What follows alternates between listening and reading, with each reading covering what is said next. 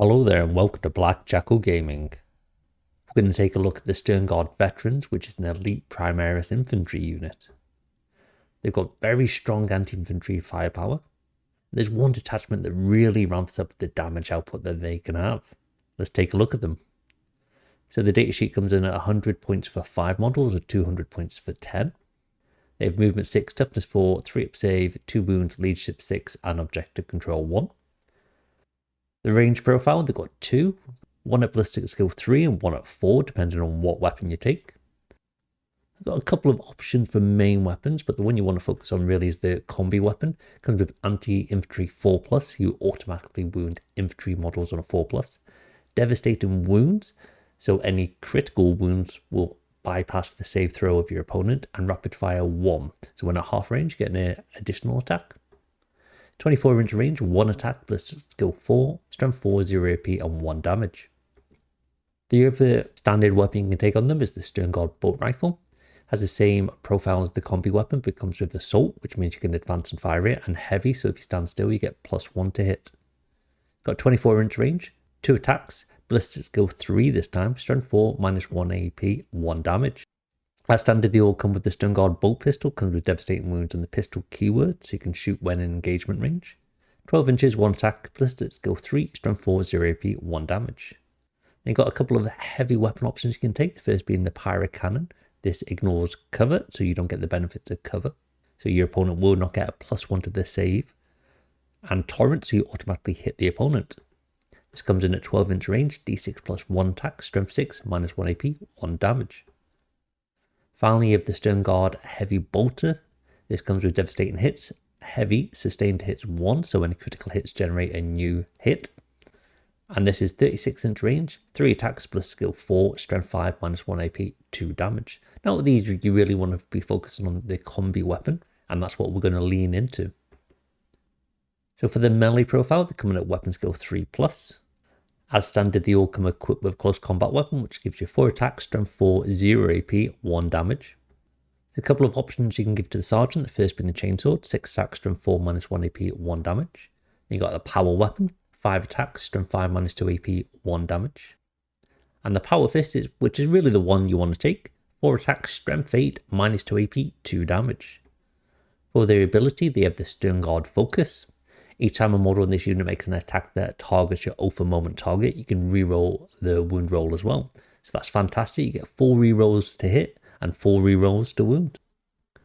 Looking at what leaders you can take with them, there's a couple of optional leaders that aren't too bad to take. You've got the captain. He can reduce the stratagem cost for the unit once per battle round by 1 CP, which is quite nice. Got the apothecary, so you can bring back 1 destroyed model in the command phase. Lieutenant Titus, which gives you those sustained hits 1, which allows you to lean into trying to fish for those critical wounds by having more hits go through.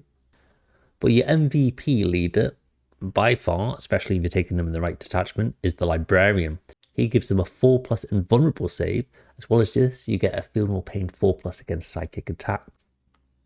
Now, how you utilize the Librarian is by taking the detachment, the Librarius Conclave. So this is the Grotmus detachment, and it comes with quite a nice detachment rule. So once per battle round, you can select a psychic discipline for your psychic units, and you select one of the 3 below. The first being Pyromancy discipline. Each time a ranged attack made by this model in this unit targets an enemy within 12 inches, you improve the armor penetration by 1. So that's quite nice. If you don't manage to get the devastating wounds going off, you still get that -1 AP, which is what it's really lacking as a weapon. You've got the Telepathy discipline.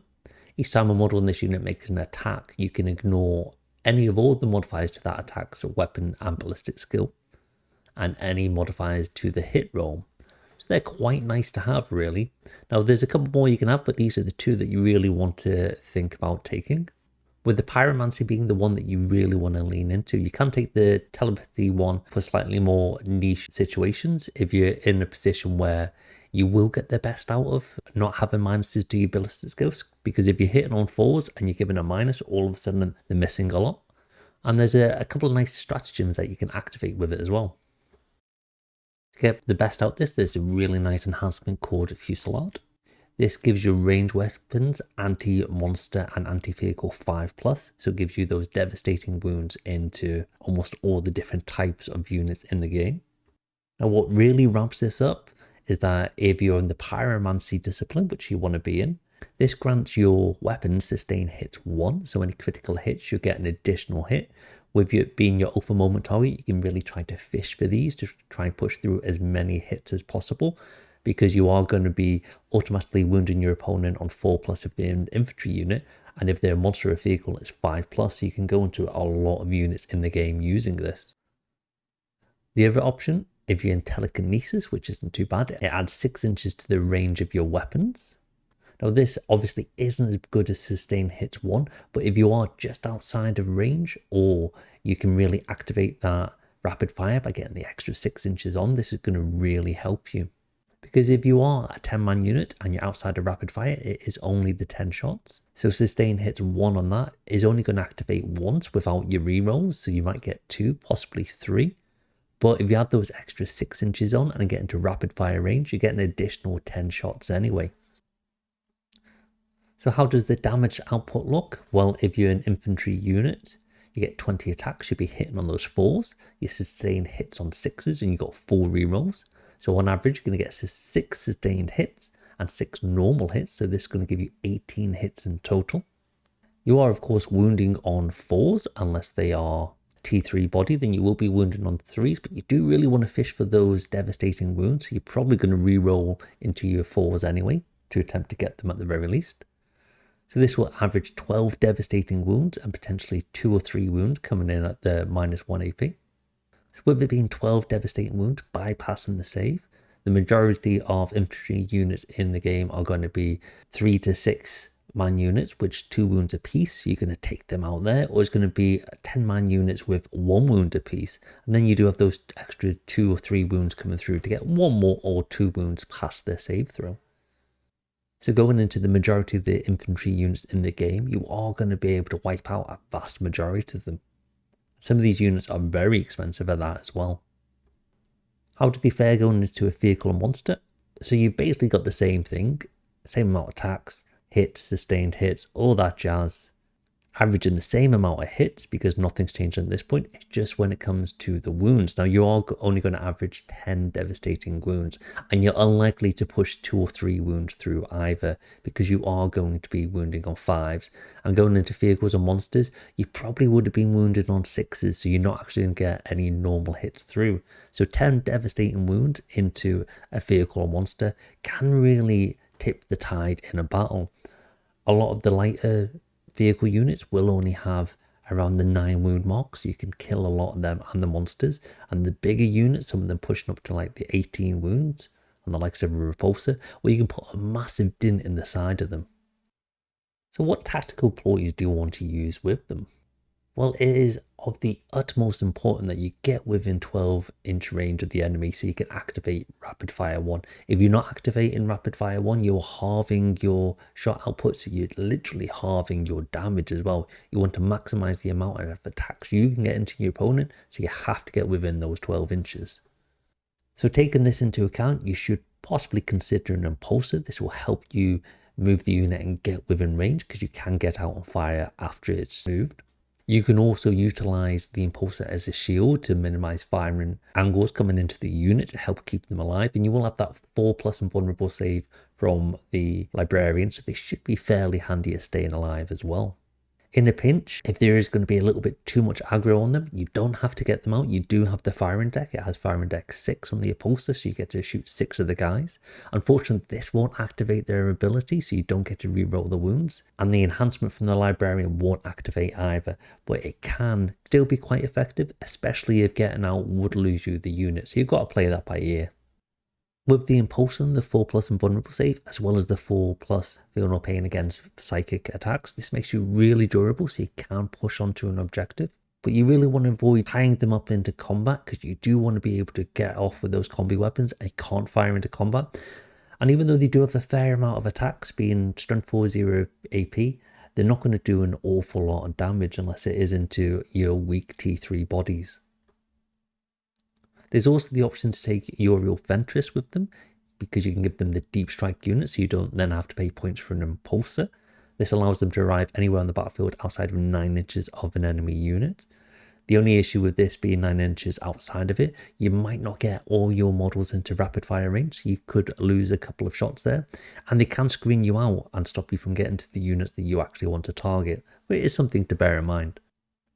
Because it's so important to get in rapid fire range, you have to really be aware of units that have abilities or armies with stratagems that give them a reactive move. A lot of the time this is moving within 9 inches or possibly 6 inches.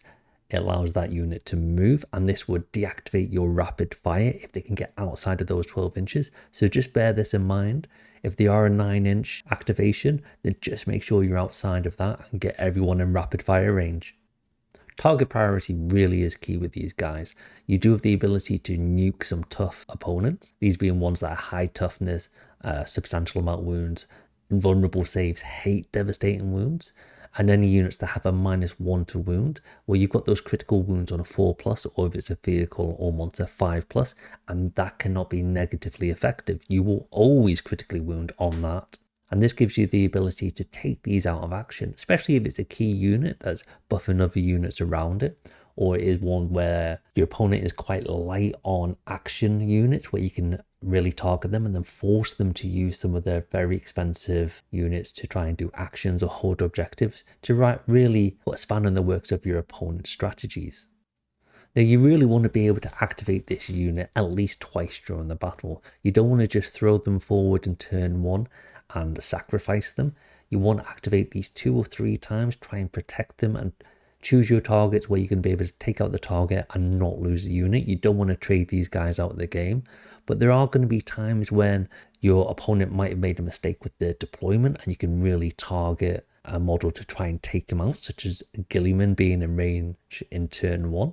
And you can have the impulsor shield it from range attacks, so you can really focus on Gilliman. If you can take him out, you're deactivating their double alpha moment. You know, on average, it's going to be a really close-knit thing if you can take him out, but you do have the power fist on the sergeant, and you will also have the force sword on the librarian as well, so you can get some more damage on them if needed. Now, it's always good to remember that you do have the core stratagem for grenade. This really helps you add mortal wounds onto really tough targets.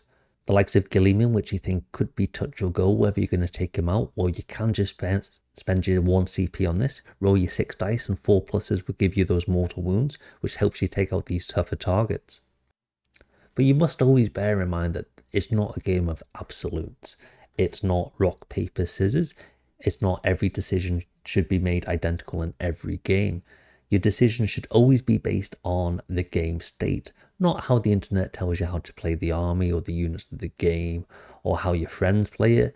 You must always assess what is happening on the battlefield in front of you and make your decision based on that.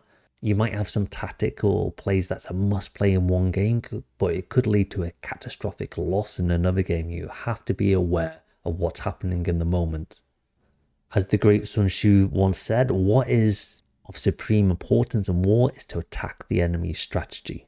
So what in one game you might target their high damage dealing unit, which is going to allow you to enact your strategy. Sometimes you're going to face armies where they might be a little bit more movement based, or they've got a key unit that they want to hold down the middle, or they've got key units in a transport that are quite slow and they need to get them far forward. If you can target these units to disrupt their strategy, they're going to have to reroute other units to try and have the same outcome. These units are going to be less efficient, and if it is a unit in a transport that you slow down, well, that transport might have a move and charge ability for the units inside of it, and they might have some models in it that only move 4 inches.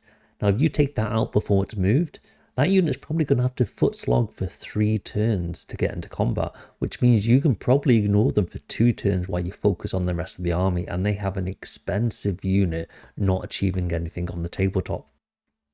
So in conclusion, this unit can output a phenomenal amount of damage via devastating wounds into infantry targets, and it can pump out a large amount into monsters and vehicles as well. It still can be slightly squishy, so if you're not taking the librarian, you are missing out on the 4+ invulnerable save, and you can have the impulsor to help make them stay around a lot longer. But if you are foot slogging them by themselves with no invulnerable save, they will not last too long.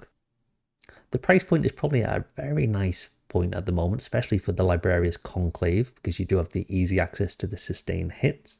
Being a 5-man unit that can target a lot of things in the game and do damage for 100 points is quite a nice place to be.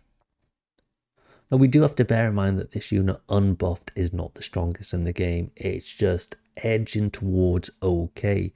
If you're not in the Librarius Conclave and you not get access to sustained hits, you can struggle to have any form of decent output from these guys. They are going to be able still to target infantry units and do a lot of damage, but they're not a unit you can build an army around if you do not have access to sustained hits with them.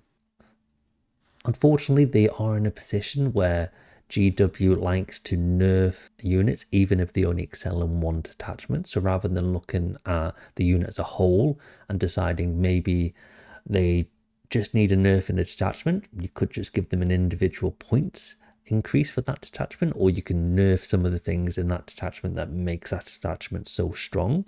But we know what GW likes to do. They see one unit doing well and they will hit it with a hammer because it's great in one detachment, and then it's dead in the other detachments because they've hit it too hard. And that just means the unit ends up on the shelf again to gather dust. If you like the video, make sure you hit the like button, subscribe to the channel. Take it easy. I'll see you next time.